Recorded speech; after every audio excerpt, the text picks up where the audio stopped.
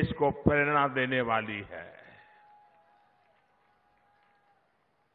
भाइयों बहनों, आज जब शौर्य और श्रम की इस धरती पर एक कामगार नामदार के खिलाफ लड़ाई के मैदान में है,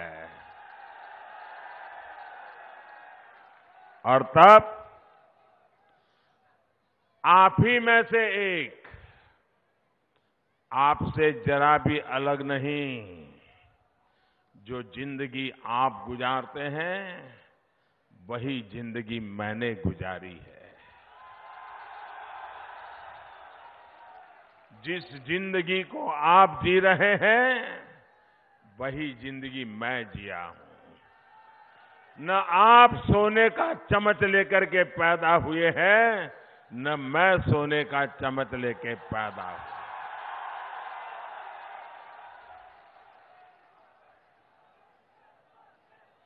न आपके माता पिता दादा दादी कभी राज करते थे, न मेरे माता पिता दादा दादी कभी राज करते थे। पहली बार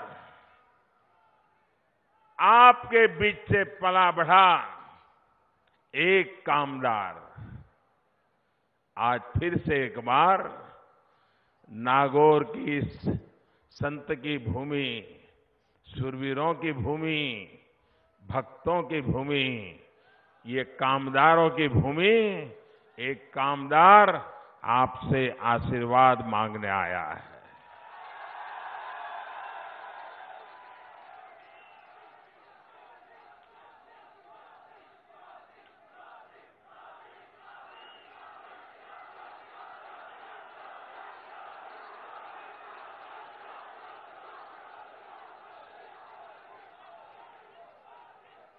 भाइयों बहनों,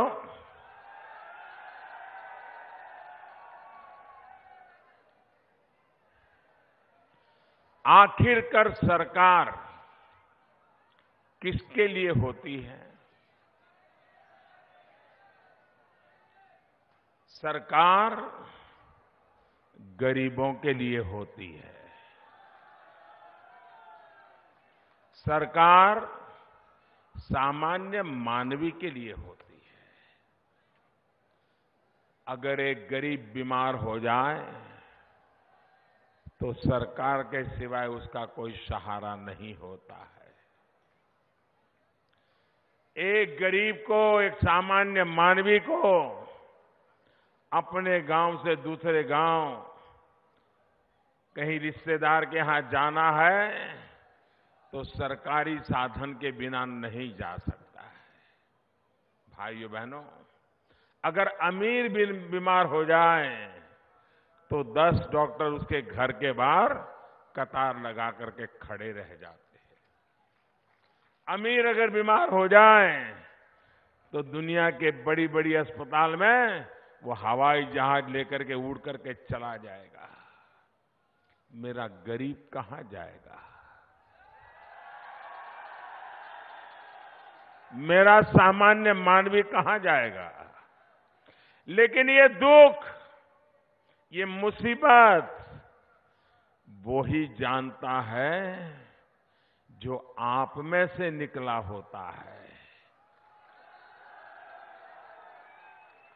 सोने का चम्मच लेकर के जो पैदा हुए हैं उनको तो अरे बिना जूते पहने अगर खेत में चलते हैं तो कांटा कैसे चुभता है इसका भी ज्ञान नहीं होता है।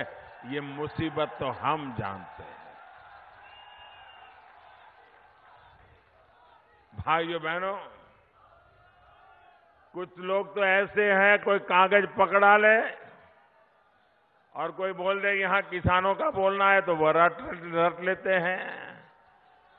जिनको ये मालूम नहीं है चने का पौधा होता है कि चने का पेड़ होता है।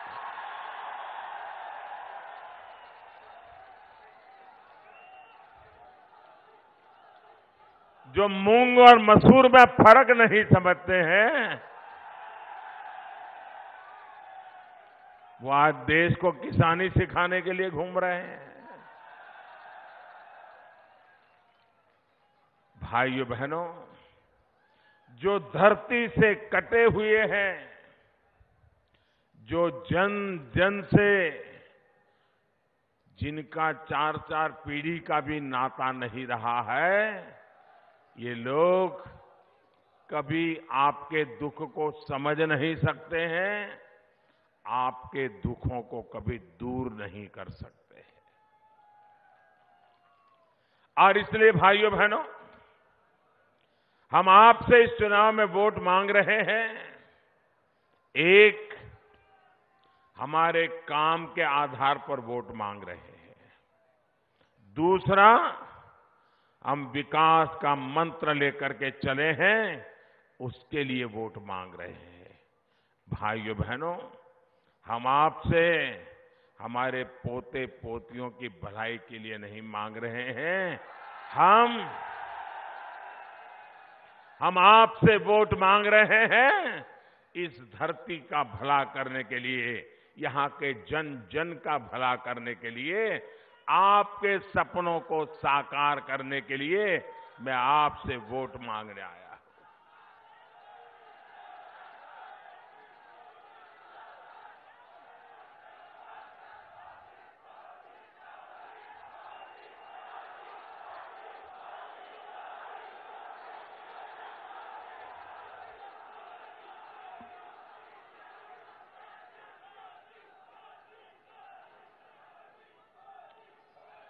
भाइयों बहनों,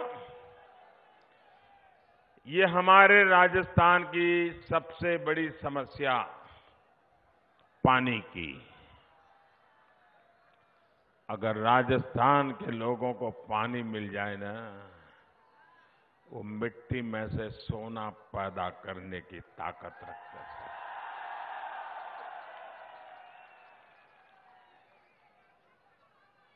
अब मुझे बताइए, देश आजाद हुआ, उसके पहले 10 साल, 20 साल, 30 साल, 40 साल में उस समय की कांग्रेस की सरकारों ने आपके खेतों में पानी पहुंचाने का काम किया होता तो आज आपको मुसीबत झेलनी पड़ती। सस्ते में काम हुआ होता कि नहीं होता? ये नागौर जिले के लोगों को गुजरात या मुंबई जाना पड़ता क्या? गुजरात मुंबई वालों को नागौर आने के लिए मजबूर होना पड़ता कि नहीं होना पड़ता? लेकिन भाइयों बहनों, उस समय तो उनको कोई पूछने वाला ही नहीं था, कोई विरोध पक्ष नहीं था, इतने सारे मीडिया वाले नहीं थे। जो वो बोले वही सरकार, जो वो करे वही सरकार, जो चाहे वही सरकार, और जनता बिचारी भली भांति इंतजार करके रहती थी कि अब कभी होगा, कुछ होगा, ऐसे होगा, वैसे होगा। भाइयों बहनों, मैं वसुंधरा जी की सरकार को, वसुंधरा जी को बधाई देता हूं कि उन्होंने राजस्थान में 1.5 लाख हेक्टेयर भूमि में सिंचाई पानी पहुंचाने का भगीरथ काम किया है। भाई, अरे मेरे राजस्थान का 1 लाखा बंजारा एक बावड़ी बना दे, बावड़ी, तो सदियों तक ये राजस्थान भूलता नहीं है। ये वसुंधरा जी ने तो 1.5 लाख हेक्टेयर भूमि में पानी पहुंचाया है। मेरे भाइयों बहनों, हम कैसे भूल सकते हैं? इस काम को कैसे भूल सकते हैं? और इसलिए भाइयों बहनों, मैं आपसे आग्रह करने आया हूं, राजस्थान में फीडर की रीलाइनिंग 1300 करोड़ रुपया स्वीकृत की गया है। उससे यहां के लोगों को कितना लाभ होने वाला है, इसका आप भली भांति अंदाज कर सकते हैं। भाइयों बहनों, आपको मालूम है आपके एक वोट की ताकत क्या है? आपने सोचा है? आपने सोचा है? आपके एक वोट की ताकत क्या है? बताइए ना। आपके वोट की ताकत क्या है?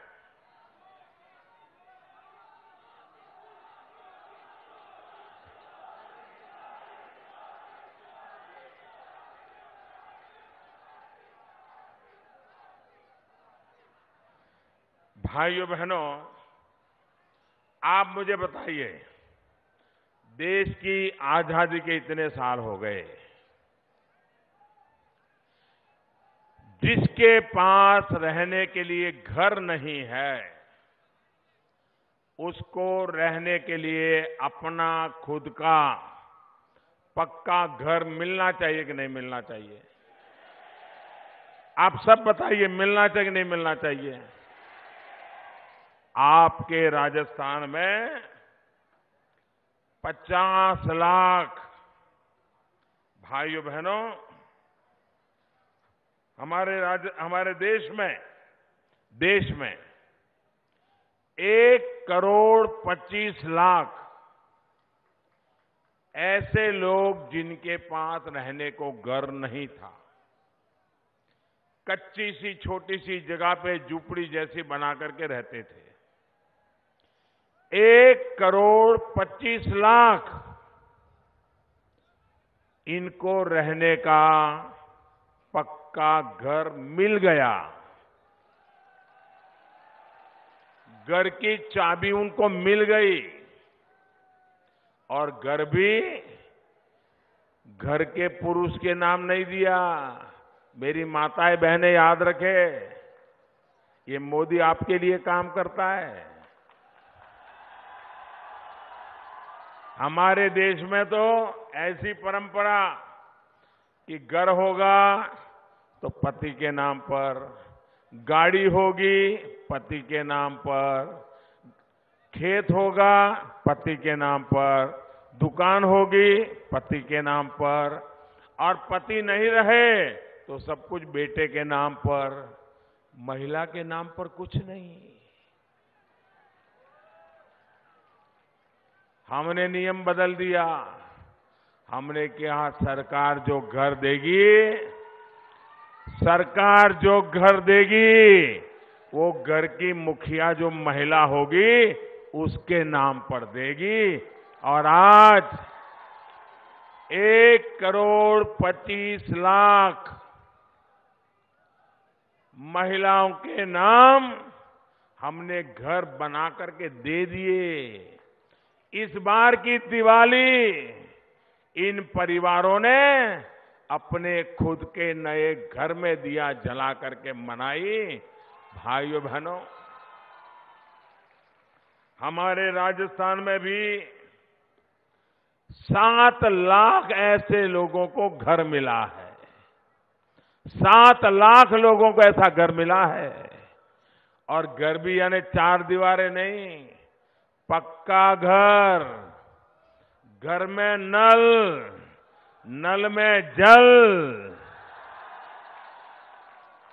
गैस का कनेक्शन, बिजली का लट्टू, शौचालय, ऐसा जिंदगी जीने के लिए जो भी चाहिए सब कुछ रेडीमेड करके दिया है। आपके इस नागौर जिले में आप सीना तान करके गर्व से कह सकते हो, आपके नागौर जिले में 16,000 ऐसे लोग जिनके पास घर नहीं था, पक्का घर, उनको चाबी मिल गई, उन्होंने दिवाली वहां मना ली है। 16,000। और किस लोगों को लगता होगा, कांग्रेस वाले भड़का रहे हैं कि देखो तुम्हें घर नहीं मिला, तुम्हें घर नहीं मिला। मैं नागौर की धरती पर आके आप कह रहा हूं, ज्योतिबा फुले की पुण्यतिथि पर बोल रहा हूं, संतों की धरती से बोल रहा हूं, 2022 तक एक भी परिवार बाकी नहीं रहेगा।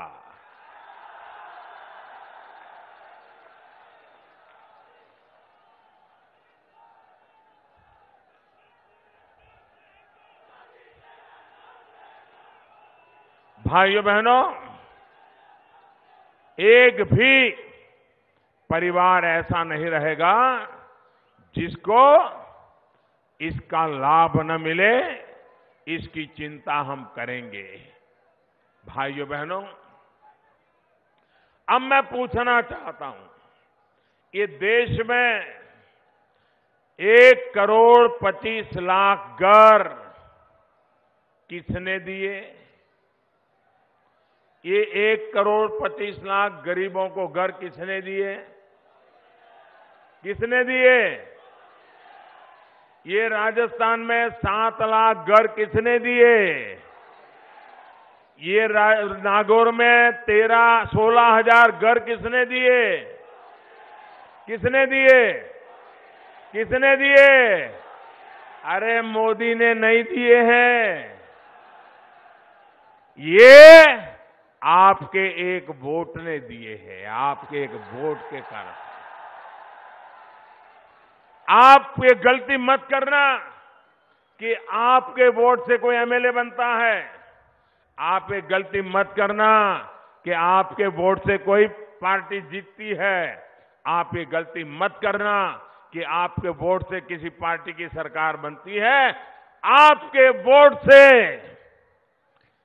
अगर सरकार ईमानदार बनती है, सही जगह पर आपका वोट पड़ता है, तो 1,25,00,000 गरीबों के घर बनते हैं। आपका वोट अगर सही पड़ता है तो हमारे राजस्थान में 7 लाख लोगों को घर मिलता है। अगर आपका वोट सही पड़ता है तो 16,000 गरीबों को नागौर में पक्का रहने का घर मिलता है। भाइयों बहनों, अब आपको आपकी वोट की ताकत का पता चला। अब आपको आपके वोट की ताकत का पता चला। हम ये गलती न करें कि हम कोई एमएलए के लिए वोट दे रहे हैं, हम किसी सरकार बनाने के लिए वोट दे रहे हैं। हम वोट दे रहे हैं राजस्थान बनाने के लिए। हम वोट दे रहे हैं राजस्थान के लोगों का भला करने के लिए। भाइयों बहनों, गरीब से गरीब व्यक्ति भी आज हमारा मध्यम वर्ग का परिवार लकड़ी के चूल्हे से अगर खाना पकाता है, पूरे घर में धुआं भर जाता है कि नहीं भर जाता है? आपने अनुभव किया होगा, बताइए, भर जाता है कि नहीं भर जाता है? माताएं बहनें, अब वो लकड़ी का चूल्हा जलाना आपको मंजूर है क्या? उसे मुक्ति चाहिए कि नहीं चाहिए? 75 साल हो गए, कांग्रेस पार्टी की 4-4 पीढ़ियां राज करके गई है नामदार की, लेकिन उनको विचार नहीं आया कि मेरी माताओं बहनों को ये लकड़ी का चूल्हा जला करके जो धुआं निकलता है, एक दिन में 400 सिगारेट का धुआं उनके शरीर में जाता है। भाइयों बहनों, क्या किसी ने सोचा हमारी मां, हमारी बहनें जो घर में हमारे लिए खाना पकाती हैं, वो रोज 400 सिगारेट का धुआं उसके शरीर में जाता है।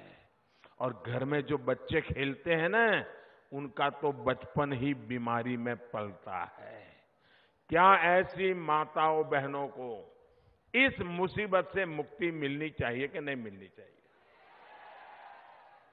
उनको भी ये बड़े बड़े लोग, अमीर लोग जिसके घर में गाड़ियां दौड़ती हैं, उनके घर में तो फटाक से गैस का चूल्हा जलता है, और गरीब तो बेचारा फूंक मार मार के मर जाता है। और बारिश के दिनों में गीली लकड़ी होती है तो कितनी तकलीफ होती है, वो मेरी माताएं बहनें जानती है। ये नामदार को कभी ये दिखाई दिया क्या? ये बहनों की तकलीफ का नामदार को पता था क्या? उनकी 4 पीढ़ी चली गई मालूम था क्या? क्यों मालूम नहीं था? धुआं क्या होता है उनको मालूम ही नहीं है। लकड़ी का चूल्हा कैसे जलता है पता ही नहीं है। ये तो मोदी है जो गरीब मां के, ये मोदी है जो गरीब मां के पेट से पैदा हुआ है और जिसने बचपन में अपनी मां को लकड़ी का चूल्हा जला करके खाना पकाते देखा है। धुएं से आंखों में पानी कैसे निकलता था वो देखा है और इसलिए दिल में दर्द भरा था कि मैं मेरी मां की तकलीफ देख के आया हूं। मेरे देश की करोड़ों माताओं को मैं ये मुसीबत से मुक्ति दिलाऊंगा और इसमें से उज्ज्वला योजना बनी। और भाइयों बहनों, देश भर में 6 करोड़ परिवारों में गैस का कनेक्शन हमने दे दिया। कितने?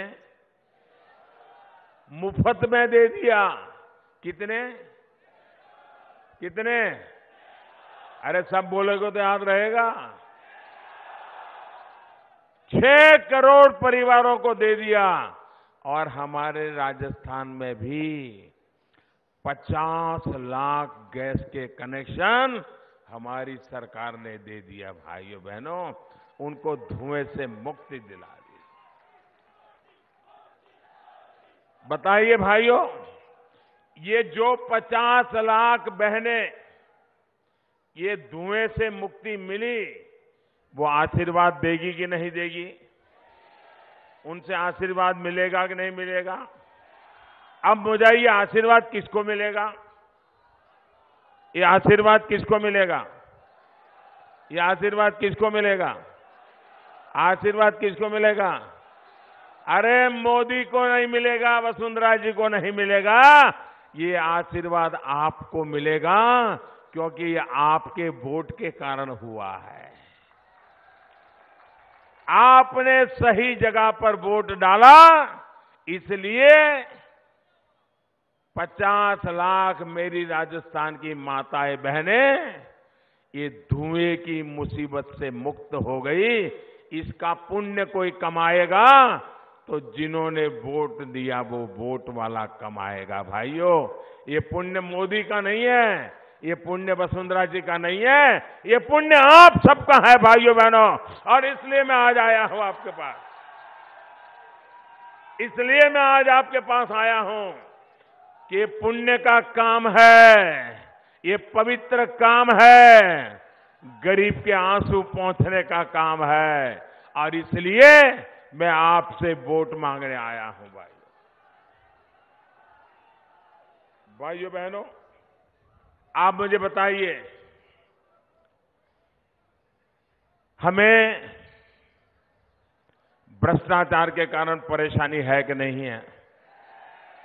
भ्रष्टाचार जाना चाहिए कि नहीं जाना चाहिए?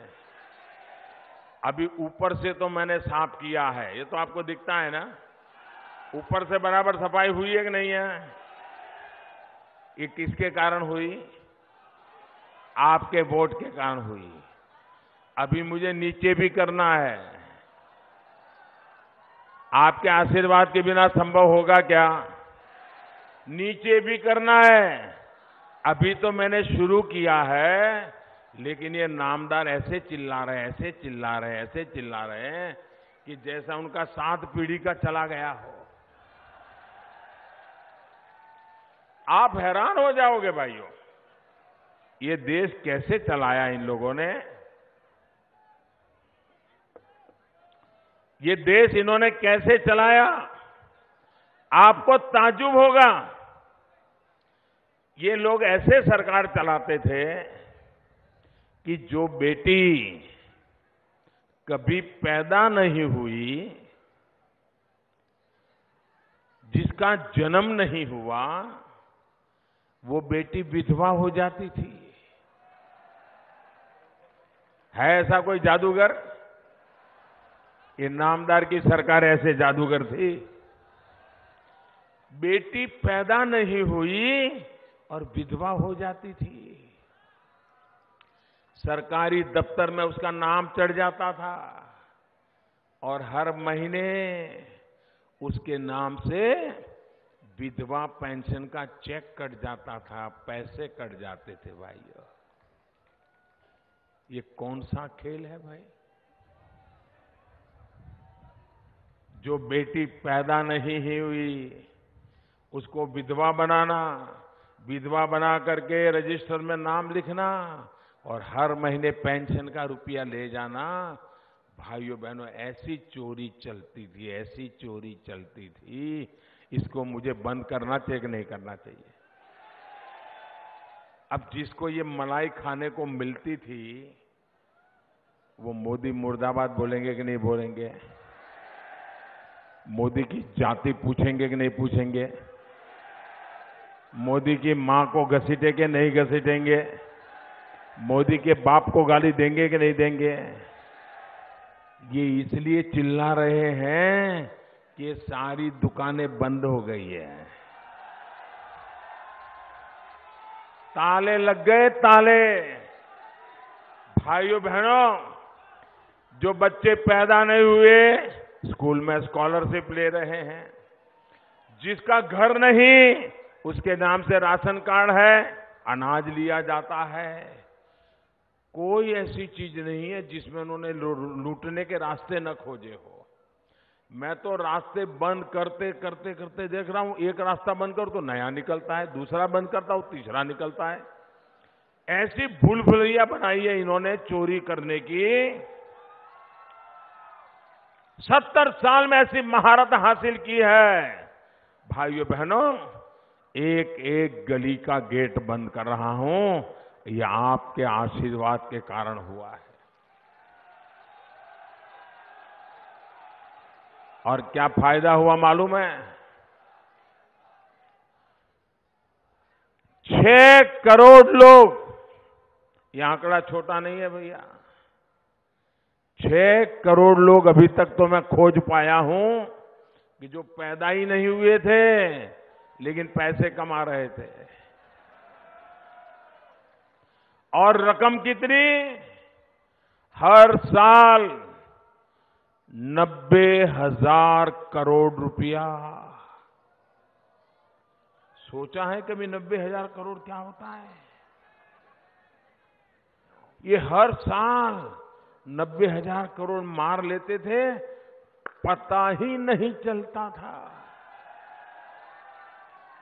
अब मोदी ने ये गेट बंद कर दिया, ये दरवाजा बंद कर दिया, तो ये चिल्लाएंगे कि नहीं चिल्लाएंगे?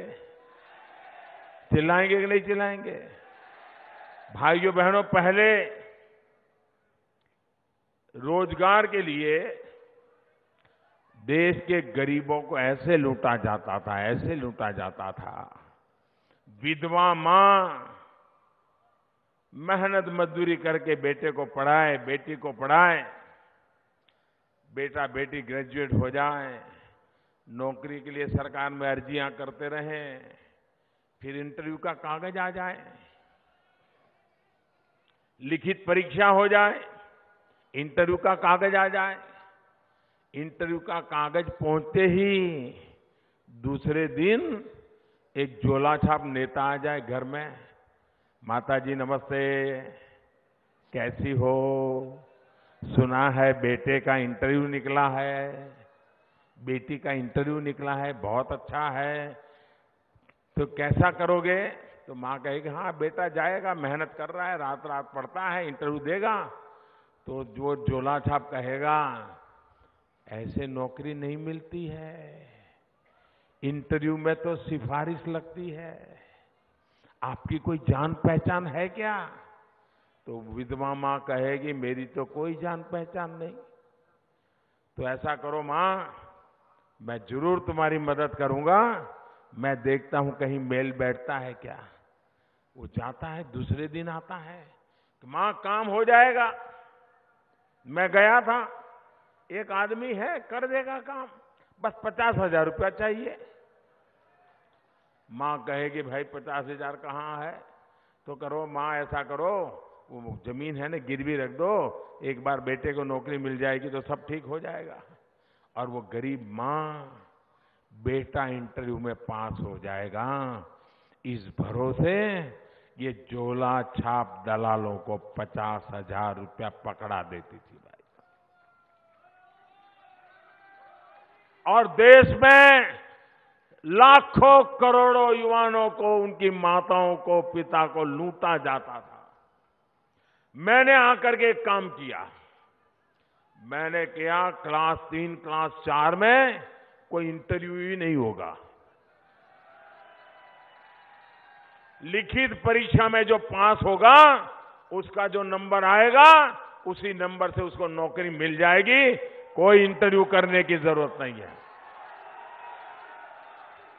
बोलो भ्रष्टाचार गया कि नहीं गया? भ्रष्टाचार गया कि नहीं गया? ईमानदार को अवसर मिला कि नहीं मिला? जो जिसका हक था उसको नो काम मिला कि नहीं मिला? ये सबको मिलना चाहिए कि नहीं मिलना चाहिए? ये किस लिए हुआ?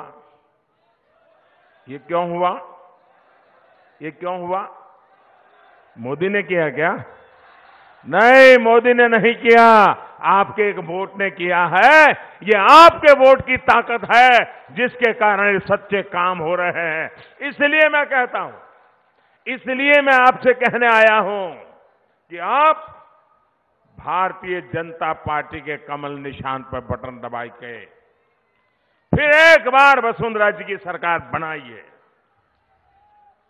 भाइयों बहनों, आप मुझे बताइए, ये कांग्रेस वाले दिन रात मुझे गाली देते हैं, देते कि नहीं देते? देते कि नहीं देते हैं? ये सरकार मानो उनकी बनती है तो क्या करेंगे? दिल्ली से लड़ना ही चालू करेंगे ना, दिल्ली से भिड़ते रहेंगे ना, तो राजस्थान का भला होगा क्या? भला होगा क्या? वसुंधरा जी की सरकार होगी तो लड़ाई झगड़े नहीं होंगे। दिल्ली का कमल छाप इंजन और राजस्थान का कमल छाप इंजन, दोनों इंजन डबल इंजन लग जाएंगे, राजस्थान कहां से कहां पहुंच जाएगा भाई। और इसलिए भाइयों बहनों, आज मैं आपके पास आया हूं। आप मुझे बताइए, ये कांग्रेस वाले किसानों के नाम पर रोना रो रहे हैं। स्वामीनाथन कमीशन ने 10 साल पहले ये नामदार की सरकार को रिपोर्ट दिया था। और उस समय कहा था, 10 साल पहले कहा था कि अगर किसानों को उनकी लागत का 1.5 गुना एमएसपी मिलेगा तो किसान की जिंदगी ये मुसीबतों से मुक्त होगी। 10 साल पहले दिया था। आज ये जो किसानों के नाम पर घड़ियाली आंसू बहा रहे हैं, उनको उस समय वो रिपोर्ट देखने की फुर्सत नहीं मिली, अलमारी में रख दिया। मोदी आया, उसने सारा निकाला, देखो भाई मेरे किसानों का कुछ करना है। भाइयों बहनों, मोदी सरकार ने किसानों को 1.5 गुना लागत का 1.5 गुना एमएसपी देना शुरू कर दिया। भाइयों बहनों, अगर ये 10 साल पहले दिया होता तो मेरे किसी भी किसान को कर्ज की मुसीबत झेलनी नहीं पड़ती। भाइयों, मेरा कोई किसान कर्जदार नहीं बनता।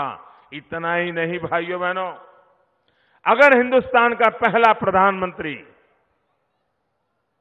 एक किसान मां का बेटा, जिसने जीवन भर गांधी जी के साथ रह करके किसानों के हक की लड़ाई लड़ी थी, अगर वो मेरे देश का किसान बेटा सरदार वल्लभ भाई पटेल, ये अगर देश का पहला प्रधानमंत्री हुआ होता तो मेरे देश का किसान आज सबसे ज्यादा सुखी होता।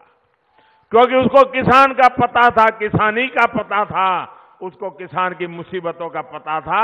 ये नामदार सोने का चम्मच लेकर के जो पैदा हुए हैं, इनको किसान क्या होता है ये भी जिनको पता नहीं है, वो आज किसान के नाम पर घड़ियाली आंसू बहा रहे हैं।